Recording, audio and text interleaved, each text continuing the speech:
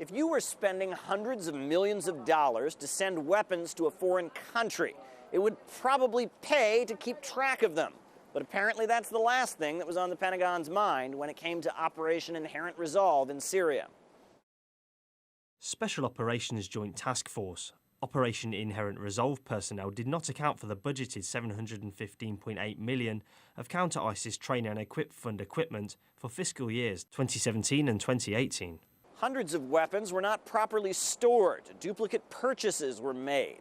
The amount spent went higher and higher. Now, that might give critics of the military-industrial complex something to complain about.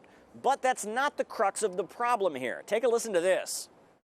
Special Operations Joint Task Force, Operation Inherent Resolve and 1st Theatre Sustainment Command personnel left thousands of counter-ISIS train and equip fund weapons and sensitive equipment items vulnerable to loss or theft.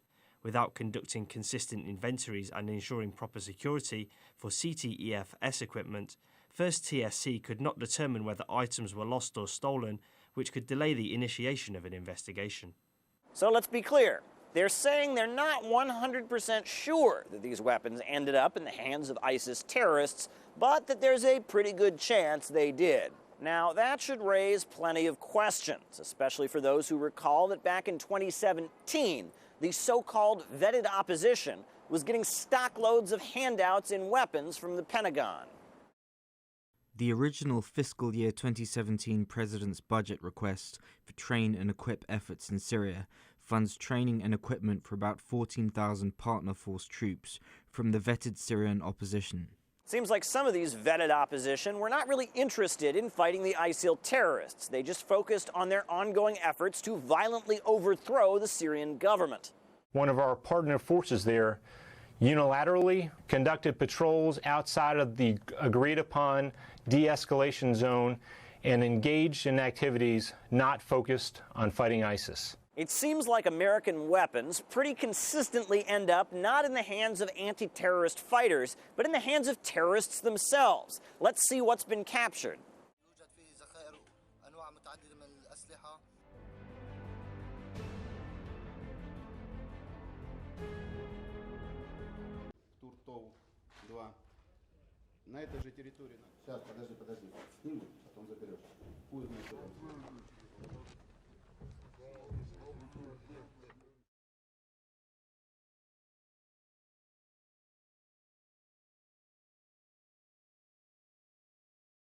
$715 million can buy a lot of ammunition. Now, when that much goes missing in a war-torn country that's crawling with terrorists, eyebrows should be raised. For comparison, the Republic of the Congo and Ghana spend less than $715 million in their annual military budgets. Latvia spends slightly more. In 2017, approximately $1 billion worth of arms transfers were not properly monitored by the Pentagon. Big mistakes were made in this arm and equip program. Partly it's an accounting issue because the Pentagon, as we know, has never been successfully audited. They tried to audit the Pentagon once, and it was an absolute failure. They have no idea where the money goes, and that's one half of the problem. They just don't care because it's not about defense. It's about, first of all, the military-industrial complex. The more weapons you lose, the more you can buy, and it's this kind of symbiosis that the war machine in Washington has. So that is on one hand. But on the other hand, I think there's an intentional lack of oversight with regard to weapons in Syria. We've seen so many times advanced American military technology in the hands of ISIS and Al-Qaeda and their offshoots in the region. There's been a flood of weapons into the region. There are no consequences to the U.S. It's only a benefit to the politically connected military-industrial complex in Washington, D.C. to manufacture and send over more weapons. They don't care about the misery of the people on the ground who have to suffer.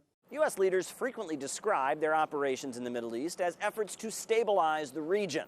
But nothing brings stability like going into war-torn countries crawling with terrorists, bringing in hundreds of millions of dollars worth of weapons, and then accidentally losing them. Caleb Maupin, RT, New York.